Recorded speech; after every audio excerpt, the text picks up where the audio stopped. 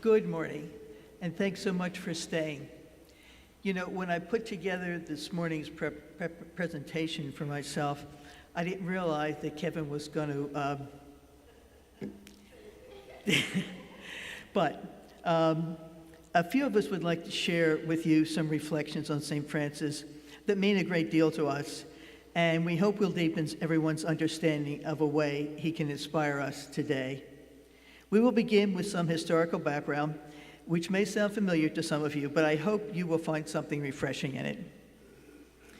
As a youth, Francis dreamed of being a knight. He was mesmerized by the tales of chivalry, of Charlemagne, and the Knights of the Round Table. All through Francis' childhood, Assisi had been in a state of near constant war with the Holy Roman Emperor and then with the Pope. Within, Assisi was fighting a civil war between the merchant class and the nobility, and all-out war was ongoing between Assisi and Perugia, not to mention the Crusades.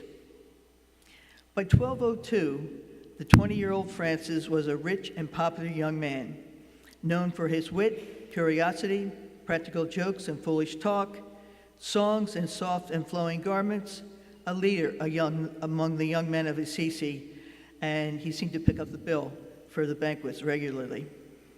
He had already entered civic life at the age of 14. He became a member of the Merchants Guild, following in his father's footsteps. His father, Pietro Bernardone, a cloth merchant, was one of the richest men in the commune. Now, as part of his plan to become a knight, he went with Assisi's militia to make war on Perugia. When the two small opposing armies faced each other, the Assisians were massacred. The only Assisians not slaughtered were those whom Perugia thought could bring a decent ransom, such as the son of the rich merchant, Pietro Bernardone. The harsh conditions and lack of hygiene in the dungeon where Francis was kept took their toll, and Francis became desperately ill, possibly with malaria. This illness had its after effects intermittently for the rest of his life. It was this sickness that ultimately enabled his father to negotiate for his ransom. The 21-year-old Francis returned home exhausted, feverish, and defeated. He underwent a long convalescence, during which the first transformation of who he is took place. Francis gradually perceived his inner world being transformed, and during this period, a certain sensitivity to the world of the poor began to grow in him. However, Francis was once more dreaming of high exploits to win renown in the eyes of the world. Now that he had recovered physically, he made new plans, with any concern for God's will. He heard that an Assisi count was preparing to engage in another battle between church and empire. Francis convinced the count to let him join him. The day to depart arrived, and the 25-year-old Francis, joined by a companion and a squire, set out. The threesome rode the 29 miles to Spoleto on the first day. That night, Francis had a deeply disturbing dream in which an unknown voice asked him where he wanted to go. When Francis proudly disclosed his ambitious plans, the voice asked, "Who can do more for you, the master or the servant?" "The master," Francis replied. "Then why," said the voice, "are you abandoning the master for the servant?" A puzzled Francis said, "Lord, what do you want me to do?" His response tells us that he is ready to alter his habits and listen to his inner callings. The voice said, "Go back to your land, and what you are to do will be told to you." The dream is decisive. Thomas Celano, his first biographer, sums it up. He delayed no longer and returned, renouncing his self-will. He went home and returned to his usual activities, but nothing was the same. Seeking the meaning of the dream, he wandered the countryside and prayed in a cave, sometimes for hours at a time. He implored God to show him God's will. One day he was riding on horseback. A leper, who was the most abject, the most scorned of all human beings, blocked the road and showed no signs of getting out of the way.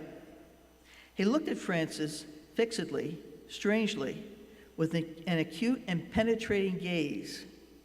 Slowly, Francis dismounted, went to the man, and took his hand. He put a coin in it, pressed it, and carried it to his lips. And suddenly, as he kissed the lacerated flesh of the leper, he was flooded with a wave of emotion, one that shut out everything around him, one that he would remember even on his deathbed. As the leper withdrew his hand, Francis raised his head to look at him again, and he was no longer there. Francis remounted and continued on his way, but his whole world and he too had changed. The road that leads from Assisi to the plain is one that Francis would have walked often in order to go to his father's properties. On one of these walks, he stepped into the chapel of San Damiano. In general disrepair, the walls crumbling about it, and the priest barely eked out an existence. Francis knelt before the painted wooden crucifix and began to pray. He asked to be given light in the midst of all of his darkness, to know the divine will, in accordance with the promise made in his dream in Spoleto. Suddenly, it seemed that Jesus' gaze was fixed on him. Those eyes had become animated. Jesus was speaking and expressing with great intensity, "Francis, go and repair my house, which, as you see, is falling into ruin." 3 times this command was repeated. "Francis, go and repair my house. Francis, go and repair my house, which, as you can see, is falling into ruin." The church was again dark and silent. A frightened Francis got up, sought out the old priest who had custody of the place, and offered him all the money he had. This experience and the meeting with the leper had opened up his inner self. He prayed ardently to understand what God meant for him. He took on the life of a penitent, living in the chapel of San Damiano and nearby caves and grottos. He fasted so severely he became emaciated. His father retrieved Francis and tried hard to convince him to come to his senses, to come back home and live the life he was born into. When all else failed, as Father Kevin told us, he went so far as to lock him in the cellar to keep him from the new life he had adopted. However, while Pietro was away on business, Francis' mother released him, and he returned to the life of the penitent, praying, fasting, serving lepers, and repairing first the chapel of San Diamo, then San Pietro della Spina, and then the little chapel of St. Mary of the Angels, which we know as the Portiuncula. His father had enough. He registered an official complaint with the consuls of the city. The trial took place on the steps of the bishop's palace, with many of the city's residents present. Francis separated himself from his father, removed all of his clothes, and placed them at Pietro's feet. He declared, "From now on, I can say with complete freedom, 'Our Father, who art in heaven.' Pietro Bernardone is no longer my father. I am giving him back not only his money, but all my clothes as well. I will go naked to meet the Lord." With this, he found himself emancipated, cut off from his family, his inheritance, and possibly from his city. He had left the world, but was on his way to becoming the saint we know today, as a servant to the poor and founder of the Franciscan movement that values putting the gospel of Jesus Christ into action every day. Marie's going to continue in just a second.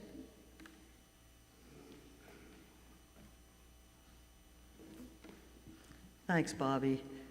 So what lessons can we take from this saint who lived 800 years ago, lived a very different life than the rest of us right now? Well, first of all, accounts of his life remind us that it's pretty hard to figure out what is God's will for us, and I find that reassuring. Our beloved St. Francis, who devoted his life to serving the poorest and the sickest people in his neighborhood, made a number of missteps on his journey to the certainty of what he felt he was called to do. We know he was destined to be a wealthy textile merchant. Then he failed twice to be a successful knight.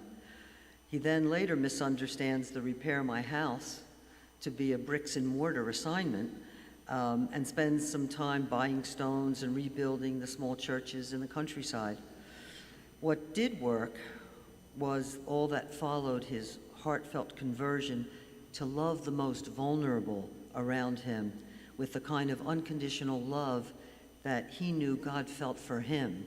And that really is that leper experience. He really had to come face to face with the most vulnerable people around him and have that kind of connection with God's love for him, with the kind of love he should have for the weakest among them. So I have 3 lessons to offer today that occurred to me.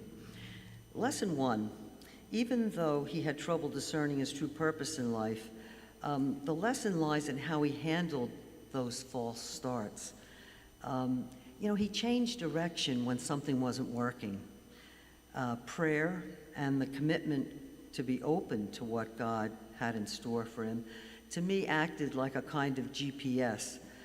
That voice that said, recalculating, or proceed to the route, right? When he made a wrong turn and he had to get back on track. Prayer brought him back on track. Most of us are long past the what am I going to do with my life phase. But we do face lots of situations where the way forward is not clear. What should I say to my sister who has offended our entire family? How can I comfort my son whose marriage is in trouble? That kind of what should I do finds its way to all of us. Again, prayer and openness to God's commandment to love one another are the best GPS. Lesson 2. Conversion experiences can come as a surprise. They can take many shapes. They can be delayed. Francis never expected to have a following. He conceived of his life of service to the lepers and the poor and his itinerant preaching to be a solo act. But then others joined him, and then he had to get official. He had to write a rule, get papal approval, agree to owning some property so that the brothers would have a place to live. That wasn't part of what he thought was God's will for him. But then he prayed, he adapted, he did what he had to do. So God's will might not look like what we expect. We may be asked to give ourselves to things we don't think we're good at or even capable of. Again, more prayer. Lesson 3. Once we embark on a difficult path that we discern is God's will for us, we'll likely discover, and this is a good part, that commitment to that path brings peace. So Francis' preaching was different from the approach that was common in the 13th century. I found this to be particularly interesting.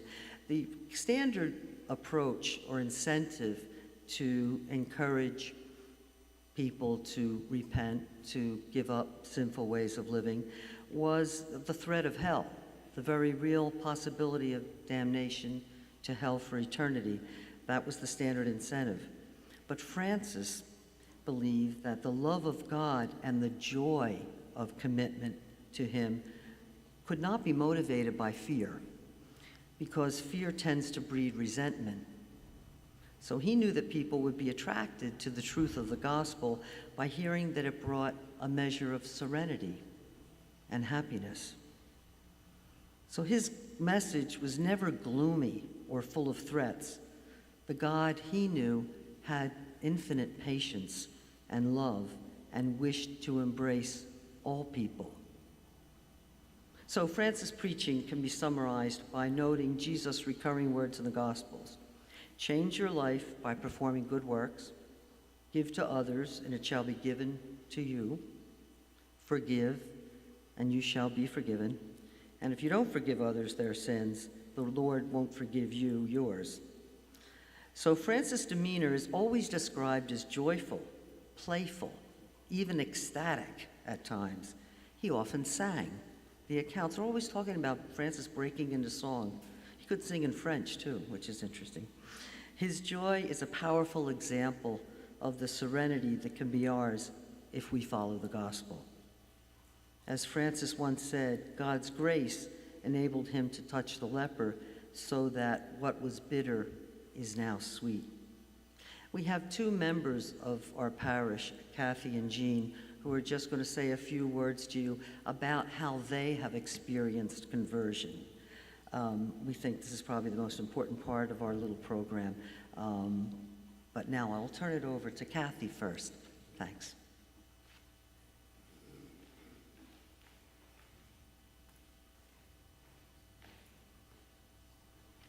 Good morning, everyone. My experience with conversions in my life is that they tend to be small nudges that God gives to me. Sometimes when I'm looking for them, even praying for them, but most of the time when I'm just moving forward, trying to follow God's will in my life. Part of living in the footsteps of Francis for me has been to try always to see others as God sees them. I have been blessed by being able to work in the food pantry here at St. Francis for the past 7 years. And I've been doubly blessed because I work with beautiful women who see our service not just as providing physical sustenance, but also emotional and spiritual support to the people who come there. So I'm going to share with you a little story that really touched me. Last year, just before Christmas, I was working at the pantry and just one other person showed up. It was really, really busy.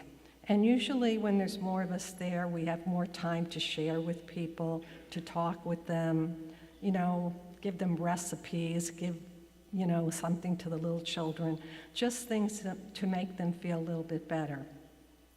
But this day we were just swamped with people, so we had to move on. While I was working with someone at mid-morning, a young man came in that I had never seen before. And he walked over to me and he said, "I have no food. Can you help me?" Of course, right away my heart just went down, but I said, of course. And, we took some information from him, and then we proceeded to fill his grocery cart up with as much food as we could give him. He was really, really grateful. He thanked me several times, and then he went to bring the food out to his car, and I continued working with the people that were waiting in line. When he came back in, he just looked at me, and I looked up from what I was doing, and I said to him, "Thank you, Joseph. Have a blessed day." He just stood there for a few minutes, and I could see tears in his eyes, and he said, "You remembered my name. You remembered my name." That was a sacred moment for me. The fact that I called him by name, which was such a little thing to me, meant more to him than all the food that I had provided him with. That Christmas, I shared that story with my children and my grandchildren. I think that even the smallest of my grandchildren understood how little it takes to share God's love with someone.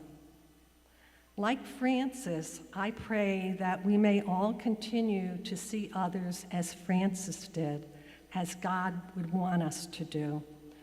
So today, take a little time, and if you run into someone, just extend a little peace to them. Even if you do it to one person, we just make our world such a better place. Thank you.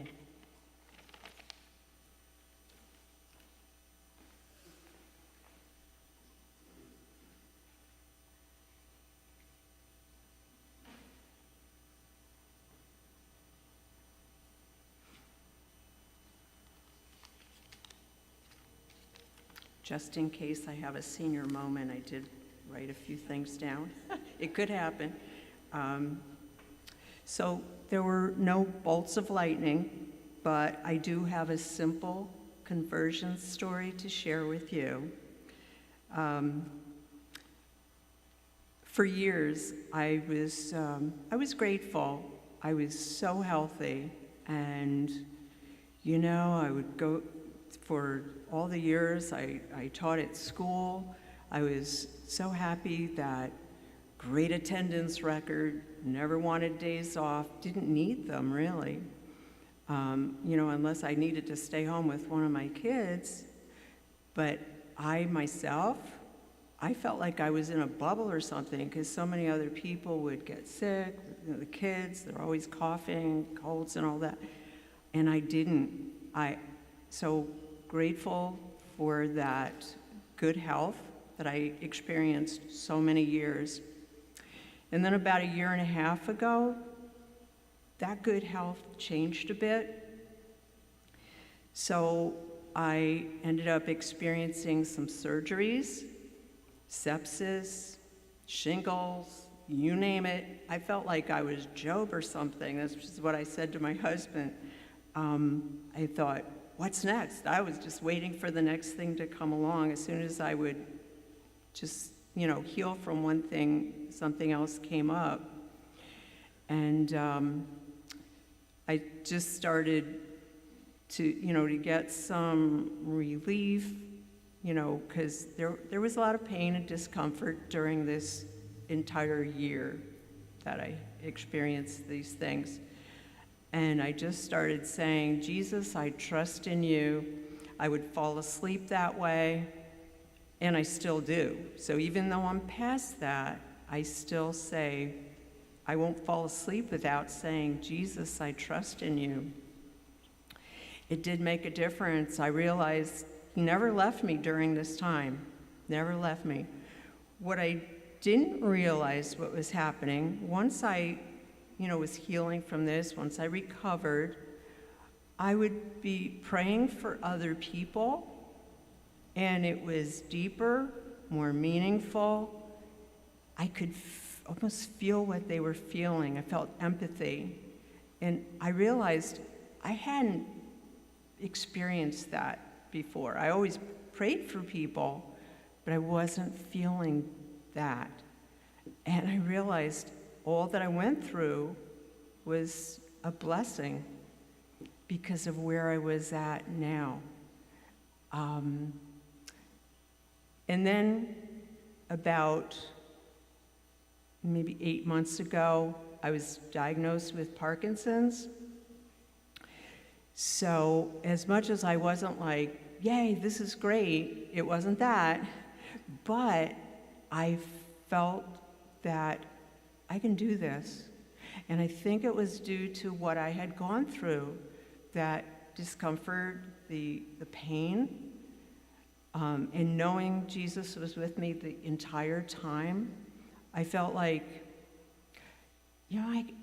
it'll be okay. I'll be fine. And because I can truly say, Jesus, I trust in you. So that's my story. Thank you.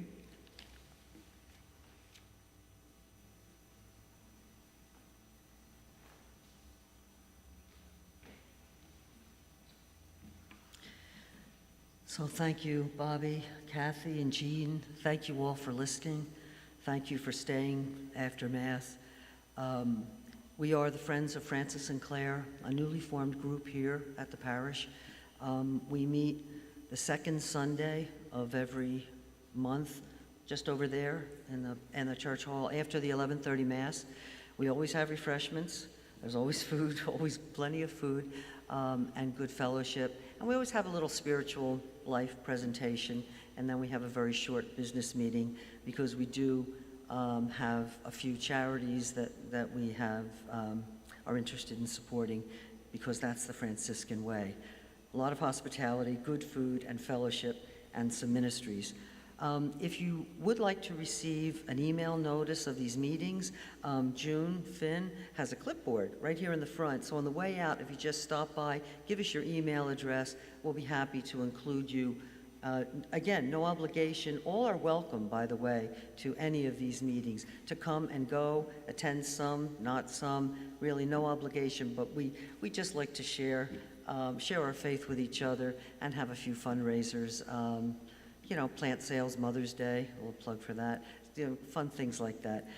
So I guess I would like to close with what Francis said to everybody he met: may the Lord give you peace. Thank you.